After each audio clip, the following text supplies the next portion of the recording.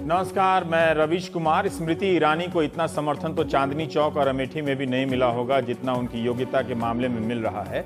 Social media में तो घोषित विरोधी भी स्मृति ईरानी के साथ आ गए हैं। इसी बहाने कबीर, अकबर, गांधी, रविंद्रनाथ टैगोर, के कामराज, राबड़ी देवी, तेंदुलकर और यहां तक कि Abraham Lincoln, Steve job, Bill Gates की डिग्री तक खंगाल ली गई है। लोगों ने यह भी ध्यान में नहीं रखा कि इनमें से कुछ डिग्री सिस्टम के अवतरण से ही पहले पैदा होकर दुनिया से जा चुके थे। जो भी हो, बहुत दिनों बाद सार्वजनिक विमर्श में डिग्री की ऐसी धुलाई हुई है। किसी भी मानव संसाधन मंत्री के लिए इससे अच्छी बात क्या हो सकती है। जानकार भी जानते हैं कि इसी डिग्री ने शिक्षा को कितना संकुचित किया है और इसके खिलाफ टैगोर से लेकर गांधी तक सबने लिखा है। मगर कमजोर और दैविक कृपा पर निर्भर रहने वाले छात्र यह उम्मीद न रखें कि उन्हें बड़े इम्तिहानों की पात्रता में डिग्री की बाध्यता से मुक्ति मिलने वाली है।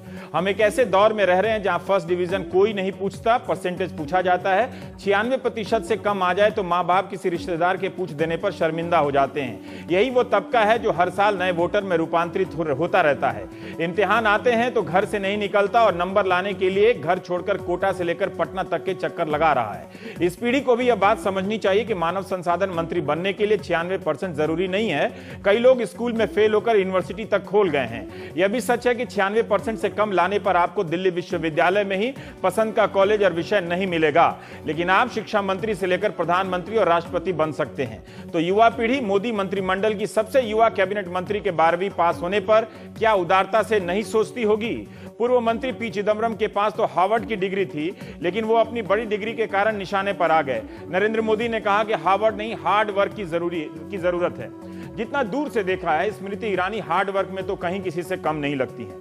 राजनीतिक जमात में उनकी तुलना दूसरी सुषमा स्वराज से की जाती है। बात भटक न जाए इसलिए अभी कह देता हूं कि उनके पिज्जा बेचने और सीरियल में काम करने को बेहद सम्मान के साथ देखा जाना चाहिए, लेकिन जो राजनीति खुद नाइंसाफी करती है उससे क्या संतुलन की उम्मीद। इसी मुल्क में ज्ञानी जैल सिंह से लेकर राबड़ी देवी तक की पात्रता का मजाक उड़ाया जा चुका है। बीजेपी नेता सुब्रमण्यम स्वामी ने तो मोर्चा खोल रखा है सोनिया गांधी और राहुल गांधी की डिग्री को लेकर।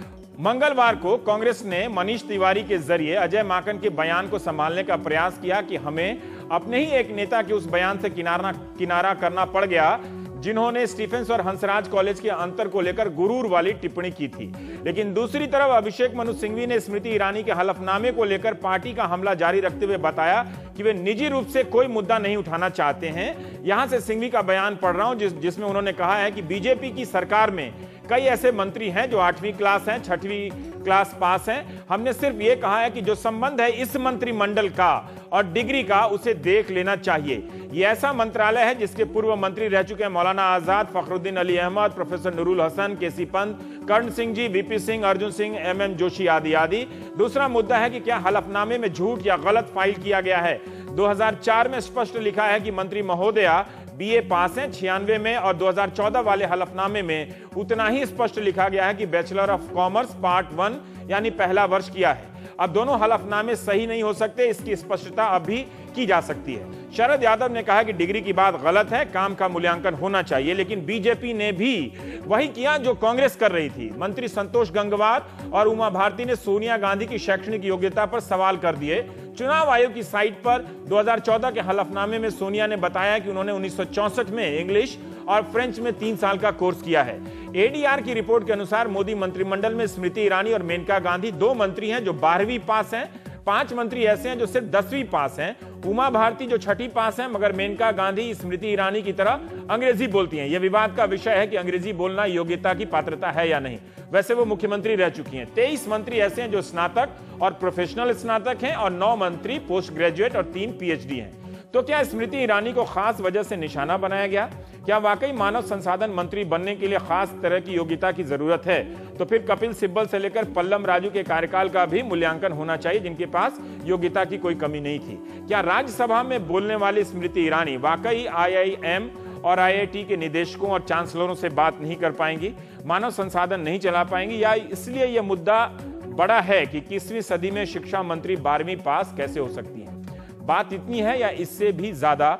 हम बात करेंगे प्राइम टाइम में। हमारे साथ सत्यव्रत चतुर्वेदी जी हैं, कांग्रेस नेता। सुधांशु त्रिवेदी हैं, प्रवक्ता हैं बीजेपी के। प्रोफेसर विवेक कुमार राजनीतिक विश्लेषक हैं, जेएनयू से हैं। अभय दुबे जी अभी आ जाएंगे। प्रोफेसर नंदिता नारायण हैं, हेड हैं और एसोसिएट प्रोफेसर हैं मैथमेटिक्स सेंट स्टीफेंस कॉलेज की। सत्यव्रत जी, हम आपसे ही जानना चाहते हैं कि जल्दी में तो नहीं आप लोगों ने स्मृति ईरानी को टारगेट किया, क्योंकि आप जयललिता को भी टारगेट कर सकते थे, उमा भारती को कर सकते थे, सिविल एविएशन मिनिस्टर में कैबिनेट और राज्य मंत्री दोनों 10वीं पास हैं, वो कर सकते थे। स्मृति ईरानी को आपने क्यों किया? कई लोगों ने कहा कि बड़ा ही निहायत ही कुलीन सोच है कांग्रेस पार्टी की। जब आप ये कह रहे हैं कि आप लोगों ने, तो आपका इशारा शायद हमारी पार्टी की तरफ है। हाँ, नहीं, गलत है। कांग्रेस पार्टी ने नहीं है, किसी की व्यक्तिगत सोच हो सकती है, उसने अपनी बात कही होगी। अजय और माकन, इस सोच को मैं एक दिवालिया सोच कहूंगा। मेरी अपनी अनुभव में इतने वर्षों के मैंने ऐसे बहुत से लोगों से मिला हूं और उनके साथ काम किया है जिनके पास शायद कोई बहुत बड़ी डिग्री नहीं है, पर उनकी काबिलियत में, महज इसलिए कि डिग्री उनके पास नहीं है, उनकी काबिलियत किसी बड़े डिग्रीधारी की काबिलियत से कहीं कम मुझे नजर नहीं आई। ठीक है। और ऐसे सवाल उठाना मैं समझता हूं एक बड़ी संकीर्ण सोच की बात है। अजय माकन हमारे मित्र हैं, वो क्यों ऐसी सामान्यतः, उनके बाद अभिषेक मनु सिंघवी ने भी कहा, सामान्यतः अजय माकन को मैंने ऐसी बातें करते कभी देखा सुना नहीं। मुझे ताज्जुब है कि या तो कहीं वो विपक्ष का अर्थ समझने में भूल कर बैठे और ये समझ बैठे कि हर चीज के ऊपर डंडा पटकना ही शायद विपक्ष की भूमिका निभाना है। उनको थोड़ा सा गंभीरता से सोचना चाहिए और विचार करना चाहिए। बारे में क्या ख्याल है? अभिषेक मनु सिंघवी जब वो ये कह रहे हैं कि इस मंत्रालय में फलां हुए थे, ये हुए थे और वो हुए थे, तो स्मृति ईरानी ये वो कहां से आ गई? देखिए मित्र, चर्चाएं तो हर चीज की होगी, लोकतंत्र है, आदमी बात तो करेगा, आपको पसंद हो ना पसंद हो। हाँ, ठीक है। जब ये सवाल उठता है कि संसद के अंदर कितने पढ़े लिखे लोग हैं, किस हद तक पढ़े लिखे लोग हैं, तो अब आप जब ये सवाल उठाते हैं तो आप एक तरह से कुछ उसी किस्म की बात करते हैं जैसी बात अजय माकन ने या इन्होंने कर दी है, अभिषेक ने कर दी है।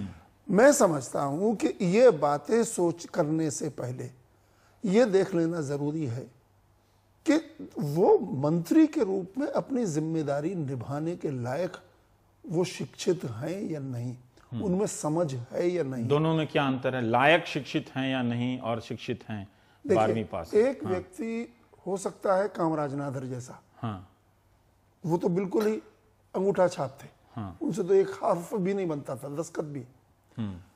तो एक हो सकता है उस किस्म का। कामराज नादर के प्रति मैं कोई अनादर नहीं व्यक्त कर रहा हूं, बावजूद इसके कि वो अंगूठा छाप थे, उनकी काबिलियत दुनिया को मालूम है। मैं ये कह रहा हूं, ऐसे आदमी को शिक्षा मंत्री बनाना क्या जरूरी है कि जो दस्तखत भी नहीं करता हो? ये सवाल उठता अगर तो जायज था। मैं ये कह रहा हूं, यही सवाल अभिषेक मनु सिंघवी ने बाद में उठाया। गलत है। क्योंकि वो अंगूठा छाप नहीं है, वो उतनी शिक्षित है जितनी शिक्षा से वो अपना कामकाज पूरी तरह करने के योग्य है। और फिर पिछले दिनों जब वो संसद में रही हैं राज्यसभा की सदस्य के रूप में, उस दौरान उन्होंने जो वहां अपनी जो व्यवहार किया है, जो काम किया है संसद के अंदर, वो कहीं ये नहीं दिखाता है कि स्मृति ईरानी में कहीं शिक्षा के डिग्री की कमी की वजह से किसी तरह की कोई उनकी योग्यता में कमी हो। इतना देखने के बाद ऐसा सवाल उठाना दुर्भाग्यपूर्ण ही कहूंगा मैं, इससे ज्यादा कुछ कहूंगा। लेकिन इस बहाने देखिए, इस बहाने मैं सोशल मीडिया पे भी देख रहा था, एक अच्छी चीज भी हुई है कि लोगों के तरह तरह के पूर्वाग्रह भी सामने आए हैं और ये बढ़िया है, मतलब ऐसी कोई बात नहीं है।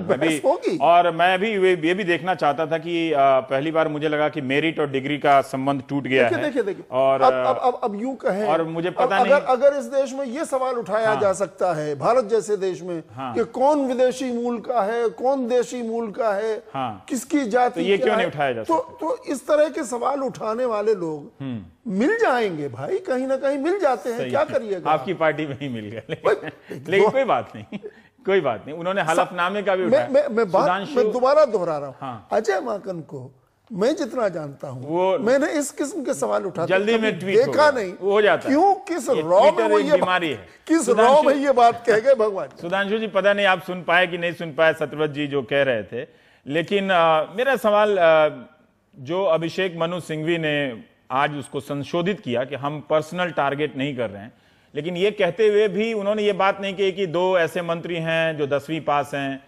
वो उन्होंने ये भी नहीं बताया कि उनकी सरकार में दिनशा पटेल थे जो 10वीं पास थे, अभी पिछली सरकार में जो खनन मंत्री रह के गए हैं। तो खैर ठीक है, उन्होंने नहीं बताया, लेकिन उन्होंने एक हलफनामे की बात कही कि इस पे स्पष्टीकरण उन्हें देना चाहिए कि 2 तरह की बात इसमें क्यों है कि एक जगह वो ग्रेजुएट हैं और एक जगह सिर्फ BA पार्ट 1 बता रही हैं। देखिए, सत्यव्रत जी ने जो बात कही उसके प्रति तो मैं पूरा सम्मान व्यक्त करता हूं, परंतु जैसे उन्होंने कहा कि उन्हें भी नहीं समझ में आया कि अजय माकन जी ने या इस प्रकार का विषय क्यों निकाल दिया। मुझे ऐसा प्रतीत होता है कि चुनाव अभी अभी समाप्त हुए हैं, तो शायद कांग्रेस के कुछ नेता अभी चुनाव के माइंडसेट से बाहर नहीं निकल पाए हैं, जहां पर कि मुद्दों की बजाय थोड़ा व्यक्तिगत आक्षेप और इस प्रकार की जो छिद्रान्वेषण करने वाली टीका टिप्पणियां थी उसकी तरफ आग्रह अधिक रहता था। तो उसी कारण से उन्होंने इस ढंग के विषयों को उठाया। बिल्कुल उन्होंने सही कहा कि भाई राजनीति में परफॉर्मेंस को देखा जाना चाहिए। इससे पहले ही मैं ये भी कहूंगा, भारत के राजनीतिक इतिहास में आप देखें, डॉक्टर मनमोहन सिंह का बायोडाटा सबसे उच्च कोटि के एकेडमिक बायोडाटा में से एक होगा प्रधानमंत्री में। उसके मुकाबले Atal ji simple post graduate थे और इंदिरा गांधी जी ग्रेजुएट ही नहीं थी।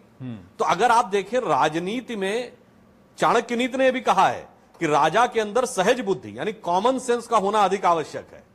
चाणक्य नीति में कहा गया है राजा के कान बड़े होने चाहिए और हृदय बड़ा होना चाहिए। राजा का मस्तिष्क बड़ा हो जरूरी नहीं, राजा के अमात्यों का मस्तिष्क बड़ा होना चाहिए। तो इसलिए मुझे लगता है कि एक प्रकार की एक निरर्थक बहस शुरू की गई, नहीं, जिसका कि वास्तविक राजनीति से कोई औचित्य नहीं। हाँ ठीक है, पर सुधांशु जी फिर तो हम इस सहमति भी पहुंचे ना कि अगर राजनीति में डिग्री को अगर आप छूट दे रहे हैं, योग्यता और डिग्री को अलग कर रहे हैं, तो बाकी इम्तहानों से भी उसको अलग कीजिए। नेता लोगों को ही क्यों छूट मिलनी चाहिए? फिर IAS के इम्तहान से भी डिग्री हटाइए, फिर डॉक्टर के इम्तहान से भी हटाइए, क्यों छूट मिलनी चाहिए नेता लोगों को? वहां भी सहज बुद्धि की जरूरत है। एक एडमिनिस्ट्रेटर को भी कान बड़े होने चाहिए, दिल बड़ा होना चाहिए। नहीं, क्यों आप ही को छूट मिले? नहीं, मैं बिल्कुल, मैं कब कह रहा हूं भाई, राजनीति में तो कभी ऐसा नहीं कि इम्तहान से छुट्टी हो। राजनीति में तो हर 5 साल में आपको इम्तहान देना पड़ता है। जैसे बाकी कोर्सेज में है, सर्विसेज में आपको कैरियर एडवांसमेंट करना है तो हर बार क्वालिफाई करिए, यहां तो हर 5 साल में क्वालिफाई करिए। और यहां और भी खतरा है, एवरी डे आपका टेस्ट है कि आपने कहा कि हम 21वीं सदी का मंत्रिमंडल बना रहे हैं, ठीक है। पूरे चुनाव में जो कांग्रेस ने किया वो आज आप लोगों ने भी वही किया कि सोनिया गांधी का व्यक्तिगत, जो आपको भी लगा कि शायद चुनाव खत्म नहीं हुआ, आप भी व्यक्तिगत आक्षेप में जा रहे थे। पूरे चुनाव में राहुल गांधी और सोनिया गांधी की डिग्री का मामला उठा ही रहता आपकी पार्टी के नेता, है ना? तो वो जब उठा रहे थे, इनको जब मौका मिला तो इन्होंने, मुझे तो समझ में नहीं आया कि इन्होंने बाकी लोगों का क्यों नहीं उठाया कि और भी 12वीं पास हैं, वो शायद योग्य हैं, और शिक्षा मंत्रालय, मानव संसाधन मंत्रालय के लिए क्यों जरूरी है? आप पहली बार वोटर को इतना आकर्षित करते हैं, यहां 96% से कम वाले को एडमिशन नहीं मिलता है। उस देश में अगर शिक्षा मंत्री 12वीं पास हो तो क्यों नहीं सवाल होना चाहिए? ये क्यों निरर्थक सवाल है? देखिए बता रहा हूं, इसलिए अगर हम इस पैमाने पे देखें तो देश का स्वास्थ्य मंत्री जो होता है वो डॉक्टरी के बारे में क्या जानता है? तो लेकिन आपने बनाया है एक डॉक्टर को स्वास्थ्य मंत्री बनाया, 12वीं तक तो पढ़ा है ना, शायद इस उम्मीद में कि वो और बेहतर बनाया। इससे पहले शिक्षा मंत्री रहे, हम इसीलिए बात कर रहा हूं। साइंस एंड टेक्नोलॉजी में मिनिस्टर ऐसा बनता है कई बार जिसने कि इंजीनियरिंग का ई भी नहीं जानता है, तो वो तो ABCD भी नहीं जानता। पहले होता था ना, ये तो पहले होता था। अब सामान्य प्रशासन, अगर सारी दलील पहले होने वाले से सही थी तो क्यों चुनाव में पहले वाले को बुरा क्यों कहा गया? फिर ये तो पहले होता था ना। एक 21वीं सदी का एक टेक्नोक्रेट की बात हो रही थी, परफॉर्मेंस की बात हो जी। और आप खुद बीजेपी के ऑफिस बेरर में काफी पढ़े लिखे लोगों में से एक हैं। आपकी डिग्री, अब मैं ठीक मुझे याद नहीं है, लेकिन मुझे जहां तक ध्यान है कि आपकी भी PhD है और इंजीनियरिंग से जुड़े विषय में है ना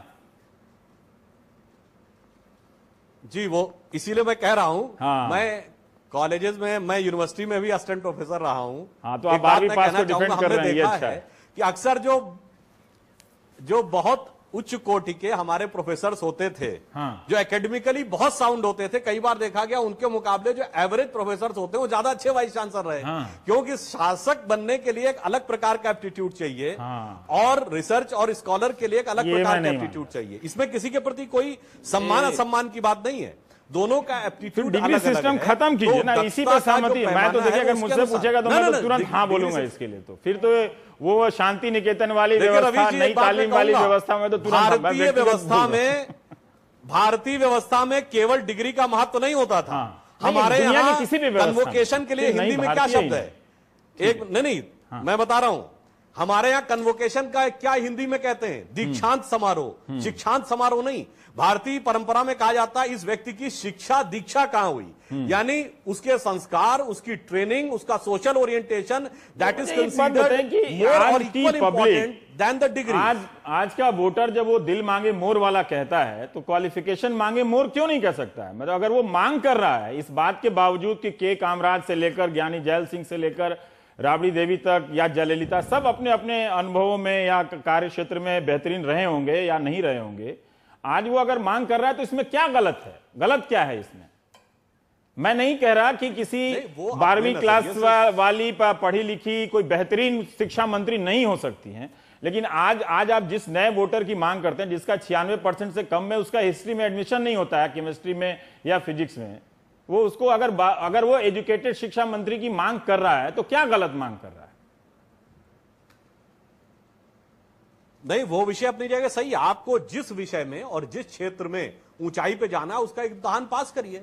राजनीति का इम्तिहान है, चुनाव लड़िए, जनता के बीच में जाइए, जनता की चीजों को समझिए और उसके बाद आप पास करके आइए। तो जिस फील्ड में आप हिस्ट्री में तो हिस्ट्री में क्वालिफाई करिए, इंजीनियरिंग में तो इंजीनियरिंग में क्वालिफाई करिए, आईएएस बनना है तो एडमिनिस्ट्रेशन में क्वालिफाई करिए, राजनीति में क्वालिफाई करिए। सुधांशु जी, अब विवेक कुछ कह रहे हैं, मैं उसी पॉइंट पे आ रहा हूं। सुधांशु जी, बड़ी विनम्रता से कहूंगा कि उसी इम्तिहान में तो वो फेल हुई थी, अमेठी में फेल हो गए हो, तब भी आपने पास कर दिया उनको। चांदनी चौक में नहीं, अमेठी में कपिल सिब्बल के खिलाफ भी उतरी थी वो कपिल सिब्बल के खिलाफ भी उतरी थी, तो फंस गया। लेकिन अब विशेषाधिकार वाला दलील है, प्रधानमंत्री का विशेषाधिकार होता है, इसमें आप क्यों बोलते हैं? चलिए ठीक है, अब आते हैं, जरा आप लोग काफी बोले। नहीं, विशेषाधिकार की बात नहीं है भाई, वो राहुल गांधी के खिलाफ लड़ी थी। और क्या? तो राहुल गांधी की ऐसा बात तो आप मुझे ही बोल देते, मैं भी लड़के आ जाता, कल से मिनिस्टर तो बन जाता। 4 लाख से 60,000 पे ले आए। आपकी दलील द्वारा जो आपने दलील नहीं ठीक है, जिन राहुल गांधी के बारे में आप जीतने की बात कर रहे हैं, मैं विनम्रता के साथ कहना चाहता हूं कि उनको अपनी पार्टी में संजय सिंह को आसाम से राज्यसभा दे के लाना पड़ा अमेठी की सीट सुरक्षित करने के लिए। यही तो मैं चाहता हूं कि आप दोनों में जो एक व्यापक सहमति है कार्य प्रणाली और संस्कृति में, वो लोगों को पता चल जाए, और कोई बात नहीं। मैं भी ये मानता हूं कि 96% में लाके जिसका एडमिशन नहीं होता है उसको इतनी समझ है कि वो समझ रहा है कि 12वीं पास कोई मंत्री रहेगा तो अच्छा काम कर लेगा, और वो समझ रहा है कि हमारे राजनीति में योग्यता जो है वो किन्हीं और कारणों से वो आती है कि आप कितनी चुनौतियों का सामना करते हैं, कैसा प्रदर्शन रहता है, वो एक अलग बात है। क्यों ये बार बार ये बात इस पर जोर दिया गया कि मानव संसाधन मंत्रालय चलाना है तो पढ़ा लिखा होना जरूरी है? देखिए, मैं इससे सहमत नहीं हूँ।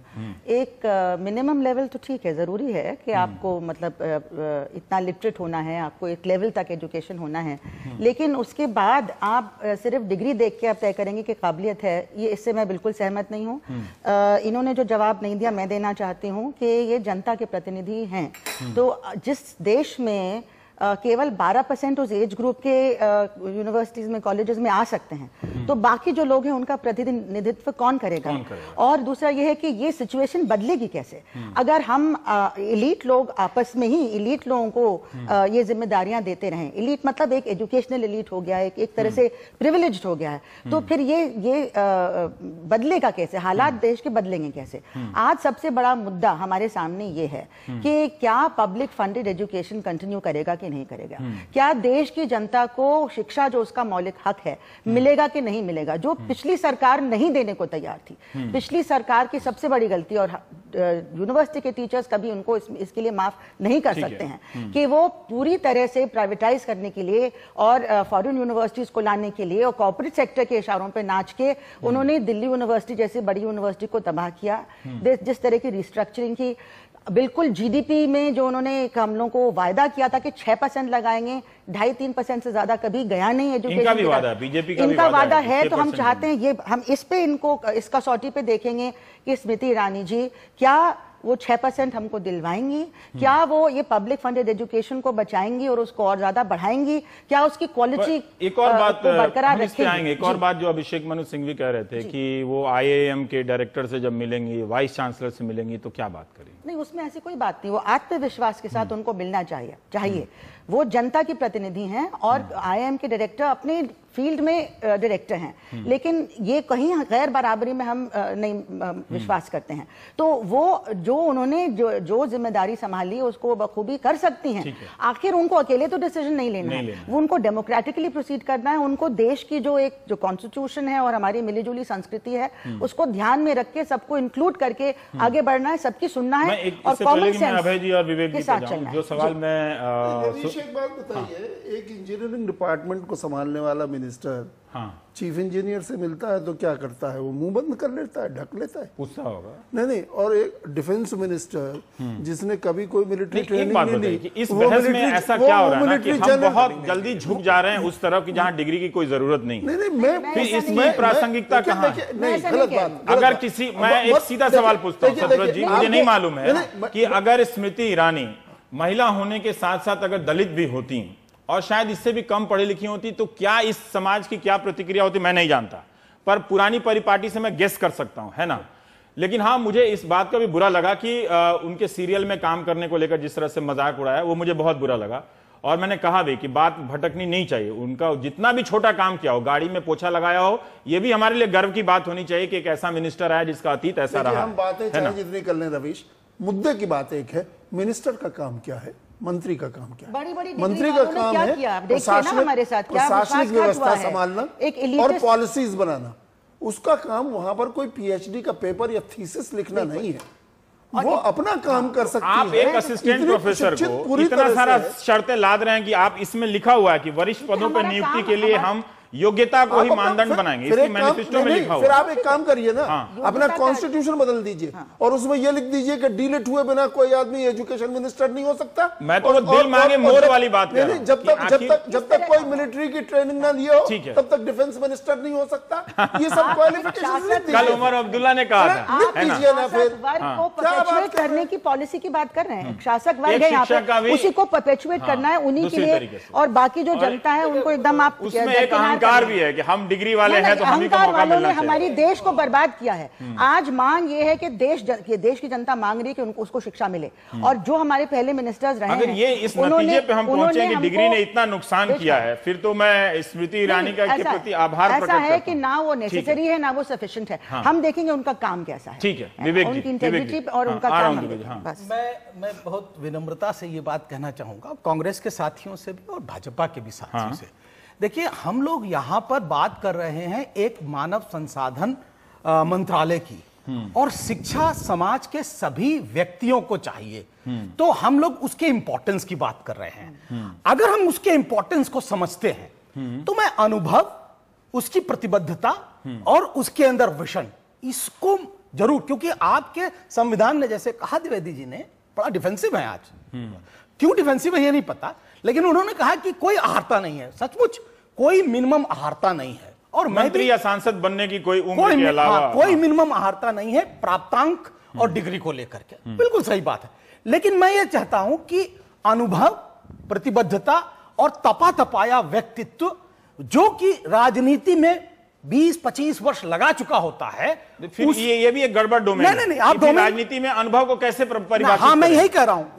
आप 10 साल से सड़क पर हैं और संघर्ष कर रही हैं, ये भी अनुभव है। नहीं, उसको प्रमाणित होते हुए देखिए ना।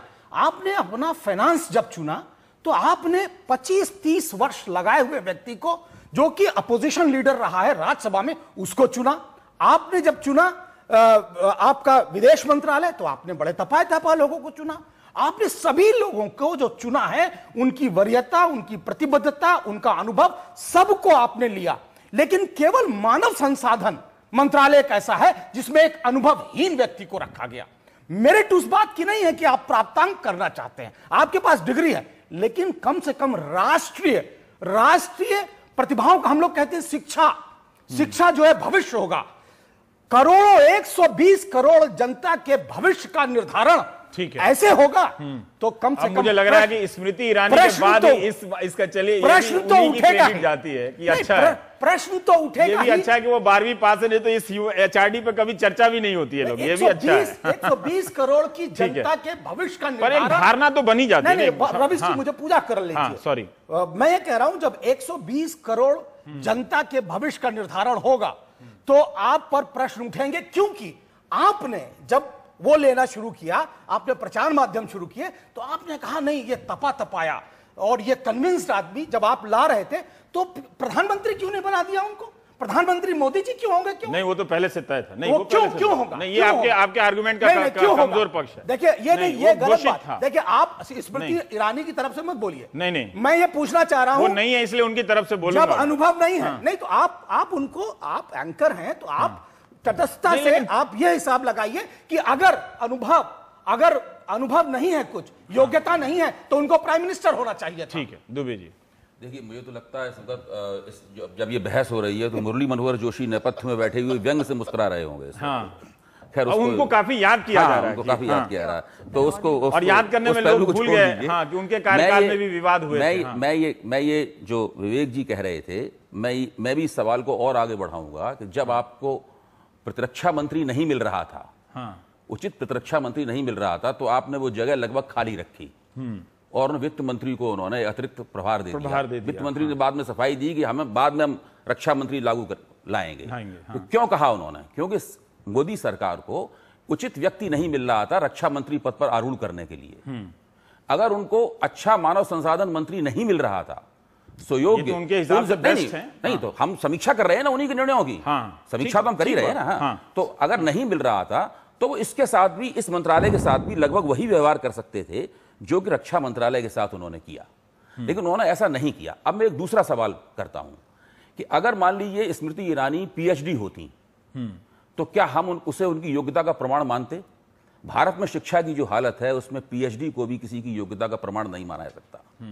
यहां पर प्राथमिक शिक्षा में जो बच्चा दर्जा 1 में पढ़ रहा है और जो PhD रैकेट, यूनिवर्सिटियों के PhD रैकेट में फंसा हुआ, किसी तरीके से PhD लिखवा के किसी दूसरे से या किसी तमाम तरह की दंड फंड से PhD हासिल कर रहा है, इसके बीच में कुछ लोग मेहनत से भी करते हैं। नहीं, बहुत ही अपवाद स्वरूप मैं आपको बता रहा हूं, बहुत ही ज्यादातर स्थिति है। मैं एक शोध संस्थान में काम करता हूं, ये विश्वविद्यालय है, और हम लोग रोज पहली क्लास का नहीं हम लोग रोज इस स्थिति का सामना करते हैं। जब मास कॉम में हम लोग इंटरव्यू लेने जाते हैं, जो बच्चे पत्रकार बनना चाहते हैं, बहुत ही बुरी हालत होती है। इस देश में सबसे ज्यादा अफसोसनाक स्थिति अगर किसी क्षेत्र की है तो वो शिक्षा मंत्रालय की है, शिक्षा की है। और हम शिक्षा में एक ऐसे व्यक्ति को लाए हैं जो अपनी खुद की शिक्षा के मामले में शुरुआत में ही विवादास्पद हो गया है। वो विवाद सही हो या गलत हो, लेकिन विवादास्पद हो गया है। जब कहीं कुछ होता है तभी कुछ होता है, वरना नहीं होता है। तो देखिए स्थिति ऐसी है कि मोदी सरकार चाहती तो इस मंत्रालय को भी एक अनुभवी और सिक्काबंद शख्सियत दे सकती थी। देखिए आपने कितने महत्वपूर्ण सवाल उठाए हैं, शिक्षा की कितनी पेचीदा स्थिति है, इस पर सेकंड सेगमेंट में चर्चा करेंगे। ठीक है, वो ये जो चाहेंगे कि ये जो निर्णय है ये एक ऐसा निर्णय है जिससे अच्छा संदेश नहीं गया है। अच्छा संदेश नहीं गया। राजनीतिक हो सकता है, ये तार्किक भी हो सकता है, लेकिन नैतिक नहीं। आप देखिए अगर स्मृति ईरानी बहुत अच्छा चुनावी संघर्ष करती हैं तो उसके पुरस्कार कुछ और हो सकते हैं। अगर वो नरेंद्र मोदी की बहुत ही निष्ठावान समर्थक हैं तो उसका उन्हें राजनीतिक पुरस्कार दिया जाना चाहिए, मैं इससे सहमत हूं। लेकिन वो तो बहुत से पुरस्कार ऐसे हो सकते हैं, उसके लिए कैबिनेट रैंक का मंत्री बनाना, उसके बाद उनको शिक्षा मंत्री इस देश का बनाना, मानव संसाधन राजीव गांधी इस बात के बावजूद अभी सतरत जी ने कई ऐसे मंत्री हुए हैं जिन्होंने अपनी दक्षता साबित की है, इस बात के बावजूद उनके पास कोई डिग्री नहीं थी। हो सकता है कि हमारी सारी आलोचना गलत साबित हो और वो भविष्य में इस देश की सर्वश्रेष्ठ शिक्षा मंत्री साबित हों। मैं ये नहीं कह रहा हूं, लेकिन आज जो स्थिति है, हम आज की स्थिति की समीक्षा कर रहे हैं। आज से 5 साल बाद क्या निकलेगा, अंडे में से कैसा बच्चा निकलेगा, ये हमें नहीं पता, नहीं जानते। ठीक बात है, ठीक है। वो एक अच्छी शिक्षा मंत्री अगर साबित नहीं हुई, हम आलोचना करेंगे, बिल्कुल नहीं छोड़ेंगे।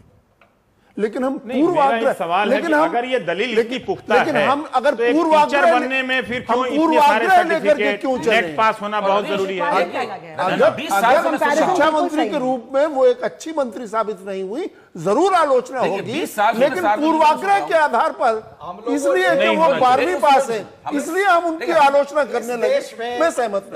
20 साल से शिक्षा को कभी भी सीरियसली नहीं लिया गया, कांग्रेस ने भी बहुत सीरियसली नहीं लिया गया। चाहे अरे आपने अब मैं देखिए, मैं ये भी पढ़ा था कि हमारी शिक्षा की बहुत गई गुजरी हालत, मैं इससे इत्तेफाक नहीं रखता। हम दुनिया के उन 200 यूनिवर्सिटी में नहीं आते, तब भी हमारी उपलब्धि बड़ी है, कम नहीं है। आपने उसको इलीट तक सीमित कर नहीं, दिया। इतना नेगेटिव मैं नहीं हो सकता। इलीट तक सीमित एक कर सेकंड, दिया। आपको पिछली सरकार ने जीडीपी का 2.5 वो सब अच्छा, आप इनको बात नंदिता जी को बोल लेने दीजिए। आप मतलब पिछली सरकार ने बहुत सीरियसली लिया, बड़ा इसलिए सीरियसली लिया, तभी 2.5 विवेक कंट्रोल विवेक क्रिटिसिज्म में कह रही हूँ, तभी तो शिक्षा के संग सबसे ज्यादा खिलवाड़ किया गया, शिक्षा को टारगेट किया गया, शिक्षा को हथियाने की कोशिश की गई मार्केट फोर्सेस द्वारा, और अभी भी वो कोशिश है, चाहे पार्टियां बदल जाएं। तो हमें ये डर है कि कहीं क्या वो नीति बदलेगी, जो कांग्रेस सरकार की शिक्षा नीति थी, क्या वो बदलेगी कि नहीं, ये मेन चीज है। और कुछ भी हो, जो भी एजुकेशन मिनिस्टर है वो सरकार की नीति को लागू करेगा। हम लोग मतलब इंडिविजुअल अपना ला सकते हैं, लेकिन वो क्या नीति वाले पे आएंगे। सुधांशु, अगर जाते जाते